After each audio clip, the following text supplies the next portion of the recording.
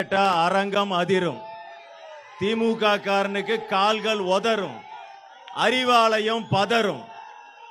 எங்களுடைய இளஞ்சிங்கம் K Annamalai X IPS அவர்களை பேருரை ஆற்ற அன்போடு அழைக்கின்றோம்.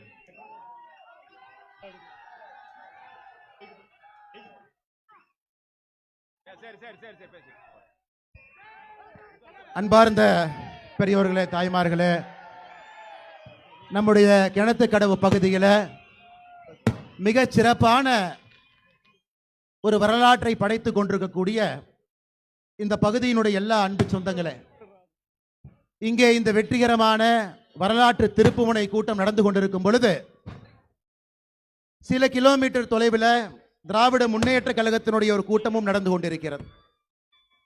தமிழகத்தினுடைய முதலமைச்சர் திரு ஸ்டாலின் அவர்கள் அந்த கூட்டத்தில் இருக்கிறாங்க.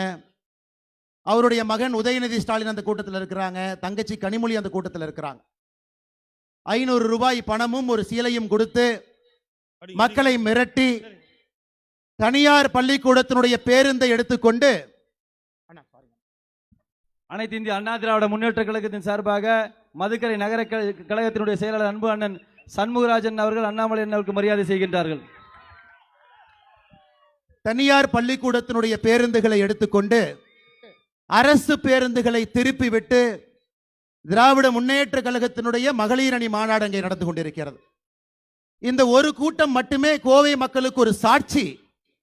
திராவிட முன்னேற்ற கழகத்தினுடைய ஆட்சியில எந்த அளவுக்கு மக்களுடைய வரிப்பணத்தை தவறான முறையில் பயன்படுத்தி அவங்களுடைய குடும்பத்தினுடைய லாபத்திற்காக இவ்வளவு மக்களுக்கு பள்ளிக்கூடத்தில் ஆரம்பித்து எல்லோருக்கும் பிரச்சனை ஏற்படுத்தக்கூடிய ஒரு கட்சியை நீங்கள் எல்லோரும் பார்த்து கொண்டிருக்கின்றீர்கள். அந்த மாநாடு நடக்கணும்னா நேஷனல் ஹைவே ரோட்ல போர்மி அவர்கள், மேடையில் இருக்கக்கூடிய நம்முடைய சட்டமன்ற உறுப்பினர்கள், பாரதிய ஜனதா கட்சியினுடைய தலைவர்கள், தொண்டர்கள் விடிய விடிய உங்களுக்காக போராட்டம் நடத்தி கைது செய்யப்பட்டு சிறையில் அடைக்கப்பட்டு திருமண மண்டபத்திலே அழைத்து வைக்கப்பட்டு உங்களுக்காக போராடி கொண்டிருக்கக்கூடிய அந்த அன்பு நண்பர்கள் எல்லாம் உங்களுடைய கையில நீங்கள் சரித்திரத்தை மாற்றி படைக்க போகின்ற அந்த நாளுக்காக நாங்கள் எல்லாம் காத்து கொண்டிருக்கின்றோம். இன்னும் சரியாக 100 நாட்கள்ல 2026 சட்டமன்ற தேர்தல் நடக்கும் பொழுது நீங்கள் ஒரு விரல்ல நீங்கள் ஏற்படுத்தக்கூடிய அந்த புரட்சி என்பது நிச்சயமாக நல்லவர்களை, தேசிய ஜனநாயக கூட்டணியை, முதலமைச்சர் அண்ணன் எடப்பாடி பழனிசாமி அவர்களை, அனைத்து இந்திய அண்ணா திராவிட முன்னேற்ற கழகத்தினுடைய சட்டமன்ற உறுப்பினர்களை, பாரதிய ஜனதா கட்சியினுடைய சட்டமன்ற உறுப்பினர்களை, கூட்டணி கட்சியினுடைய சட்டமன்ற உறுப்பினர்களை அங்கே உங்களுக்கு வேலை பார்ப்பதற்காக நீங்கள் அனுப்பி வைப்பீர்கள் என்கின்ற முழு நம்பிக்கை எனக்கு இருக்குங்க ஐயா. ஆரம்பிக்கும் பொழுது எதற்காக நான் இதை சொல்லுகின்றேன் என்றால், கடுமையாக உழைக்கக்கூடிய நடுத்தர மக்கள், நீங்கள் கடுமையா உழைக்கிறீங்க, மாசம் மாசம் கடுமையாக உழைத்து சம்பாதிக்கிறீங்க, அதுல பட்ஜெட் போட்டு வாழ்றீங்க, அரசுக்கு வரி கட்டுறீங்க, அரசுக்கு வருமான வரி கட்டுறீங்க, அரசுக்கு குடிநீர் வரி கட்டுறீங்க, அரசுக்கு சொத்து வரி கட்டுறீங்க. எல்லாத்தையும் கட்டிவிட்டு கூட அரசு உங்களுக்காக வேலை செய்யவில்லை என்கின்ற பெரிய ஏக்கத்தோடு தமிழகத்தினுடைய நடுத்தர மக்கள் நீங்கள் எல்லாம் 5 ஆண்டுகளாக காத்துக் கொண்டிருக்கின்றீர்கள். உங்களுக்கு நான் ஞாபகப்படுத்துறேங்க, மறந்துடாதீங்க. இவ்வளவு தூரம் வந்தாச்சு. 4 ஆண்டுகளை பல்லை கடித்து கொண்டு பொறுத்து கொண்டு இவ்வளவு தூரம் வந்து விட்டோம். கடைசி 100 நாட்கள் மட்டும்தான் கடுமையாக உழைத்து, ஒற்றுமையாக உழைத்து அந்த 100 நாட்கள்ல ஆட்சி மாற்றத்தை இங்கே வந்திருக்கக்கூடிய பாரதிய ஜனதா கட்சியினுடைய தொண்டர்கள், அனைத்து இந்திய அண்ணா திராவிட முன்னேற்ற கழகத்தினுடைய தொண்டர்கள், நம்முடைய தலைவர்கள், பொதுமக்கள் நீங்கள் ஏற்படுத்தி கொடுக்கணும். அதற்காகத்தான் இந்த கூட்டம் நடந்து கொண்டிருக்கிறது. அன்பு சொந்தங்களே, மேடையில் இருக்கக்கூடிய அற்புதமான தலைவருடைய பெயரை சொல்லி அவர்களுக்கெல்லாம் நான் மரியாதை செய்ய வேண்டும், அவர்களுக்கு நான் செய்ய இருக்கின்றேன். அதற்கு முன்பாக இதையெல்லாம் உங்களுக்கு பேச வேண்டும் என்பது என்னுடைய ஆசை. எப்பவெல்லாம் திராவிட முன்னேற்ற கழகத்தினுடைய ஆட்சி நடந்திருக்குதோ அப்பவெல்லாம் கோயம்புத்தூருக்கு என்னெல்லாம் நடந்திருக்குன்னு யோசிச்சு பாருங்க. 1996, 2001 கோவையில் குண்டு வெடிப்பு. அது குண்டு வெடிப்பு மட்டுமல்லைங்க ஐயா, நூற்றுக்கணக்கான நபர்கள் மருத்துவமனையில் இருந்தாங்க, கை கால் கண்ணு போச்சு, 50க்கும் மேற்பட்ட மனிதர்கள் இறந்தார்கள். அது ஒரு பக்கம். இன்னும் நம்முடைய நெஞ்சிலே முல்லை போல் அது தைத்துக் கொண்டிருக்கிறது. ஆனால் கோயம்புத்தூர் மக்கள் புரிந்து கொள்ள வேண்டும், அன்னைக்கு அந்த குண்டு வெடிப்பு நடக்காம இருந்தா இன்னைக்கு இந்தியாவினுடைய முதல் 10 நகரத்தில் கோயம்புத்தூர் நிச்சயமாக இருந்திருக்கும். அதிலே எந்த மாற்று கருத்தும் இல்லை. அதற்காக எப்பொழுதும் கூட இந்த பகுதியினுடைய மக்கள், திராவிட முன்னேற்ற கழகத்தினுடைய ஆட்சியும் தலைவர்களும் எப்பொழுதுமே நீங்க மன்னிக்க கூடாது.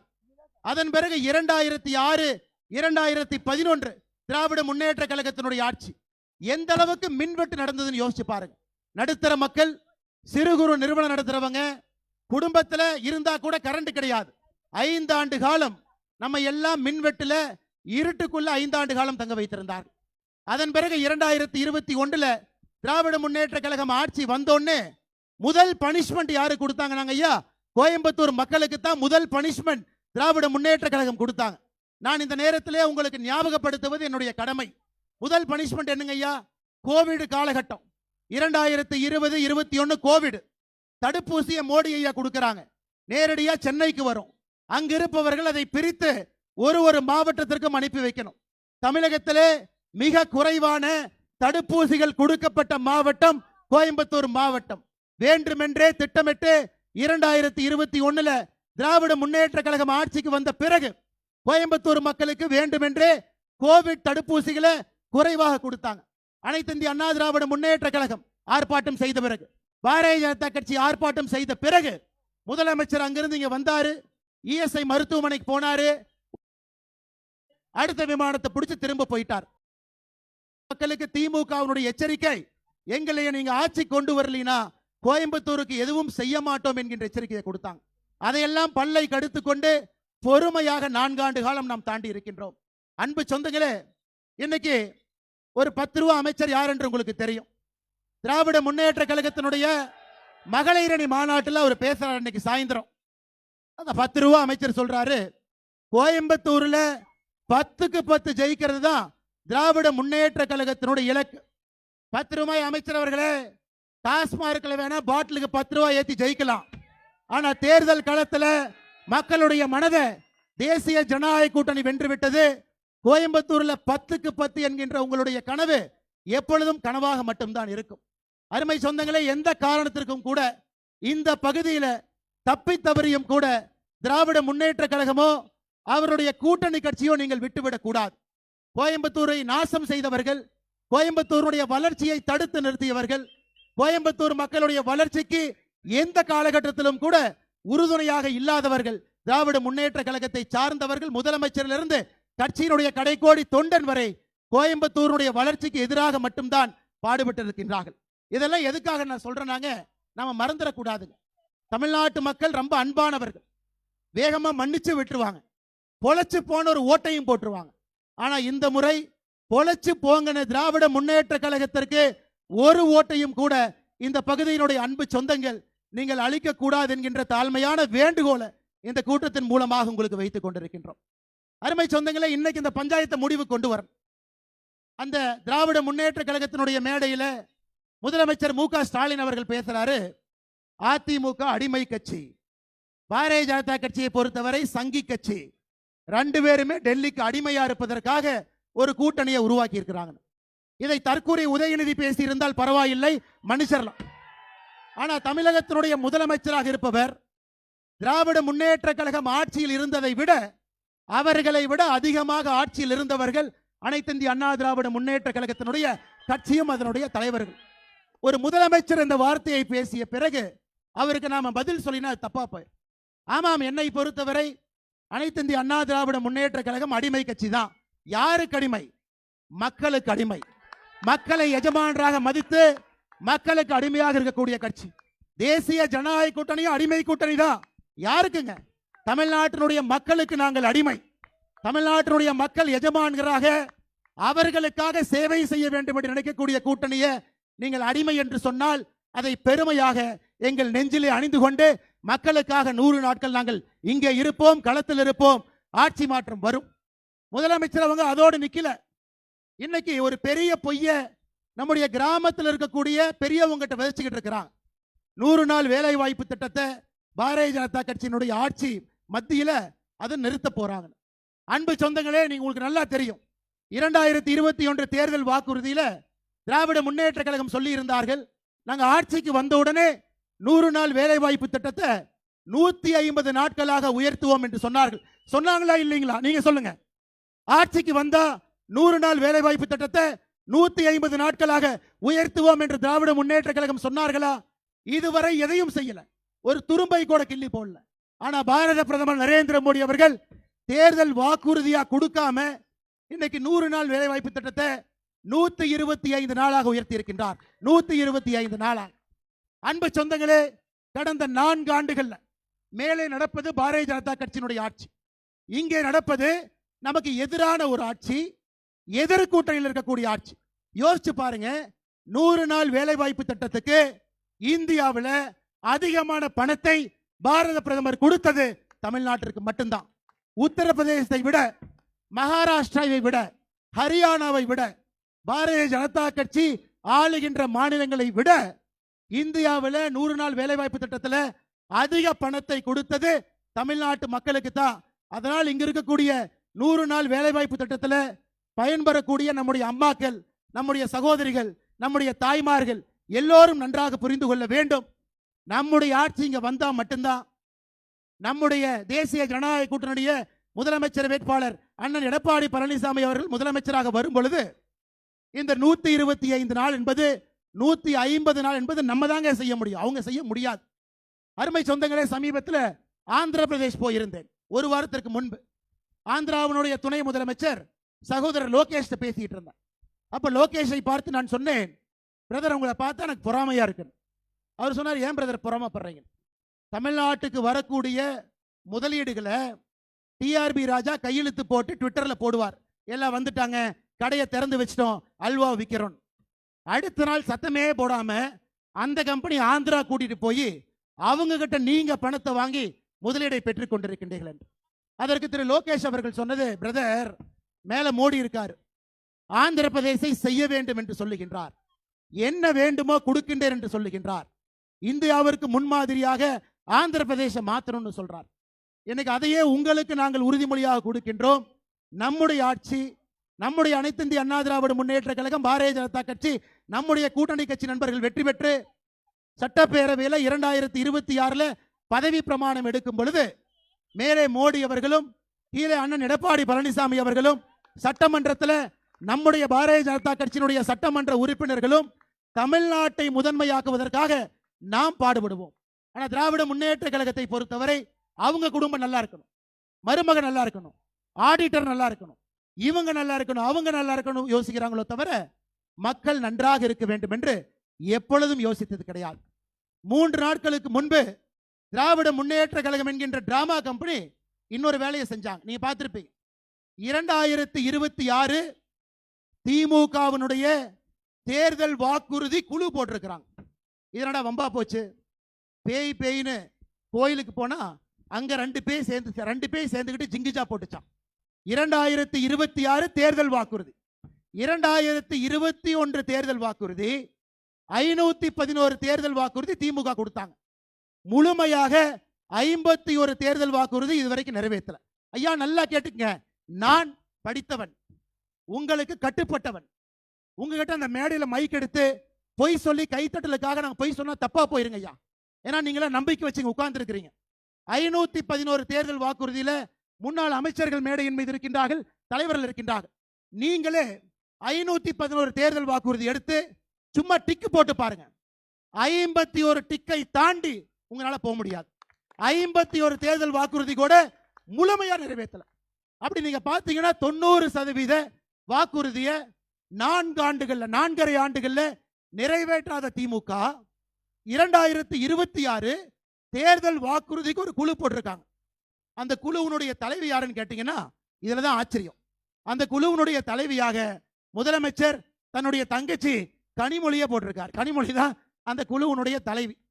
உலகத்துல அதிகமா யாரு பொய் சொல்லுவாங்கன்னா, இன்னைக்கு தேதியில அதிகமா யாரு பொய் சொல்லக்கூடியவங்கன்னா திரு கனிமொழி அவர்கள் தான், திருமதி கனிமொழி தான். ஏன்னா நாங்க ஆட்சிக்கு வந்தா சாராய கடையை மூடிடுவோம், நாங்க ஆட்சிக்கு வந்தா விதவைகளே இருக்க மாட்டாங்க, நாங்க ஆட்சிக்கு வந்தா பெண்களுக்கு பாதுகாப்பு, நாங்க ஆட்சிக்கு வந்தா அது இதுன்னு பொய்யை பேசி பொய்யிலே வாழ்ந்து கொண்டிருக்கக்கூடிய சகோதரி கனிமொழி அவர்கள் 2026 திமுக தேர்தல் வாக்குறுதி குழுவினுடைய தலைவி. நன்றாக புரிந்து கொள்ள வேண்டும். காதுல ஒருக்கா பூ சுத்திட்டாங்க, 2வது பூவையும் கொண்டு வந்து சுத்தி விடுவதற்கு நாம் விடக்கூடாது. 2026 எந்த காரணத்திற்கும் கூட திராவிட முன்னேற்ற கழகத்தினுடைய கவுன்சிலர்ல இருந்து பஞ்சாயத்து தலைவர்ல இருந்து யாருமே ஜெயிக்க கூடாதுங்க ஐயா. நான் எம்எல்ஏன்னு சொல்ல, எம்எல்ஏ கண்டிப்பா நீங்க ஜெயிக்க விட மாட்டீங்க. கவுன்சிலர்ல இருந்து பஞ்சாயத்து தலைவர்ல இருந்து யாரையுமே நீங்கள் ஜெயிக்க விடக்கூடாது. அன்பு சொந்தங்களே, இன்னொன்னு நீங்க நல்லா புரிஞ்சுக்கணும். கோயம்புத்தூரை பொறுத்தவரை இந்தியாவில் முதன்மை மாவட்டமாக வருவதற்கு எல்லாமே இருக்குங்க ஐயா. இந்தியாவில் அதிகப்படியான கல்லூரிகள் இருக்கக்கூடிய மாவட்டம் கோயம்புத்தூர். 1100க்கு மேற்பட்ட கல்லூரிகள் கோயம்புத்தூர் மாவட்டத்தில் மட்டுமே இருக்கு. எந்த மாவட்டத்திலையும் இந்தியாவில் 1100 கல்லூரிகள் கிடையாது. அப்படின்னா அவ்வளவு இளைஞர்கள் இங்க இருக்கிறாங்க, அவ்வளவு வேலை வாய்ப்பை உருவாக்கணும், அவ்வளவு தொழில் முதலீடை கொண்டு வரணும், நல்ல சாலை கொடுக்கணும், தரமான ஒரு வாழ்க்கைக்கு இந்த மாநகரத்தை உருவாக்கணும். எங்கேயும் எதையும் செய்யாத திராவிட முன்னேற்ற கழகத்தினுடைய ஆட்சி எப்படி கோயம்புத்தூருக்கு 10க்கு 10 அவங்க கனவுல ஜெயிச்சு எப்படி நமக்கு ஒரு நல்ல ஒரு மாநகரத்தை, நல்ல ஒரு கிராமத்தை எப்படி கொடுப்பாங்கன்னு யோசிச்சு பாருங்க. நமக்கு முன்னால் ஒரு ரோடு இருக்குதுங்க ஐயா, நமக்கு முன்னால் ஒரு ரோடு இருக்கு. இந்தியாவிற்கே முதன்மையான ஒரு ரோடு இங்க இருக்கு. 40 kilometre concrete road, Coimbatore Pollachi 40 kilometre concrete road. 2017 இங்கே அனைத்து இந்திய அண்ணா திராவிட முன்னேற்ற கழகத்தினுடைய பாராளுமன்ற உறுப்பினரும் மத்தியில் நம்முடைய பாரத பிரதமர் நரேந்திர மோடியினுடைய ஆட்சி இருக்கும் பொழுது இந்த சாலைக்கு மட்டுமே இந்தியாவில் எங்கேயும் இல்லாத அளவுக்கு 40 கிலோமீட்டருக்கு 500 கோடி ரூபாய் கொடுத்து ஒரு உலக தரமிக்க கான்கிரீட் சாலையை போட்டு கொடுத்திருக்கோம். பொள்ளாச்சியிலிருந்து நம்முடைய ஆஞ்சநேயர் கோவில் வாசல் இருந்து கொடை ரோடு வரை 3500 கோடி ரூபாய் எக்ஸ்பிரஸ் ரோடுக்காக பணம் ஒதுக்கப்பட்டிருக்கிறது. இவங்க செய்ய வேண்டியது நிலத்தை பிடிச்சி கொடுக்கணும், நில ஓனர்கிட்ட பேசணும், 3500 கோடி ரூபாயை கொண்டு வந்து ரோடு போகணும். அதை கூட செய்ய முடியாத ஒரு கையால் ஆகாத துப்பு கெட்ட ஒரு ஆட்சியாக திராவிட முன்னேற்ற கழகத்தினுடைய ஆட்சி இருக்கு. கோயம்புத்தூர் விமான நிலையத்தை விஸ்தாரம் பண்ணணும். முதலமைச்சர் கொடுத்தார். என்ன கொடுத்தாருங்க ஐயா? நீங்க மத்திய அரசுக்கு நிலம் கொடுக்குறீங்க, நிலத்துக்கு மத்தியில 6 ஏக்கர் நிலம் கொடுக்காம எப்படிங்க ஐயா கோயம்புத்தூர் ஏர்போர்ட்டை விஸ்தாரம் பண்ண முடியும்? திராவிட முன்னேற்ற கழகத்தை பொறுத்தவரை இந்த தேர்தல் நடக்கிற வரைக்கும் கோயம்புத்தூர் ஏர்போர்ட்டை விஸ்தாரம் பண்ணக்கூடாது. விஸ்தாரம் பண்ணிட்டா அது பாரதிய ஜனதா கட்சி, அனைத்து இந்திய அண்ணா திராவிட முன்னேற்ற கழகத்துக்கு மக்கள் பாராட்டுவார்கள். அதுக்காக லேண்டை கொடுக்கிற மாதிரி கொடுத்து அதுக்கு நடுவில் கொஞ்சம் ஏக்கரை இன்னுமே கோர்ட்ல பஞ்சாயத்து பண்ணி மத்திய அரசு 6 கடிதம் எழுதியிருக்கின்றார்கள். 6 கடிதம். இதுக்கு மேல நம்ம ராணுவத்தை கொண்டு வந்தாங்க ஐயா, அந்த 10 ஏக்கரை பிடிக்கிறது நீங்களே சொல்லுங்க.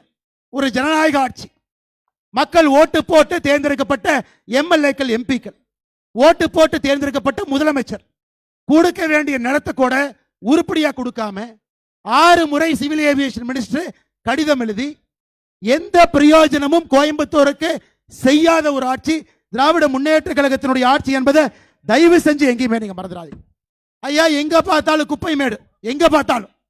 நான் ஒரு பட்டியல் சொல்றேன், நீங்க கேட்டுங்க ஐயா. இந்தியாவில் மத்திய அரசு தூய்மை நகரத்தை மார்க் போடுறாங்க. இந்தியாவுடைய தூய்மை நகரம் இண்டோர். இந்தியாவுடைய மோசமான தூய்மை நகரம் மதுரை. 10 லட்சம் பேர்த்துக்கு வசிக்கக்கூடிய நகரத்தில் கடைசி இடத்தை இந்தியாவில் பெற்றிருக்கக்கூடிய நகரம் மதுரை. காரணம், மதுரையை கலெக்ஷன் கமிஷன் ஏஜென்ட்டுக்காக அதை ஒரு குப்பை மேடாக மாட்டியிருக்கின்றார்கள். கோயம்புத்தூர் இந்தியாவுடைய பட்டியலில் 28வது இடம், சென்னை இந்தியாவுடைய பட்டியலில் 33வது இடம். எங்கே பார்த்தாலும் குப்பை குப்பை குப்பை. குப்பை கான்ட்ராக்டுக்கே கமிஷன் எடுத்து பிச்சை எடுக்கக்கூடிய ஒரு அரசு திராவிட முன்னேற்ற கழகத்தினுடைய அரசு. 3 லட்சத்தில்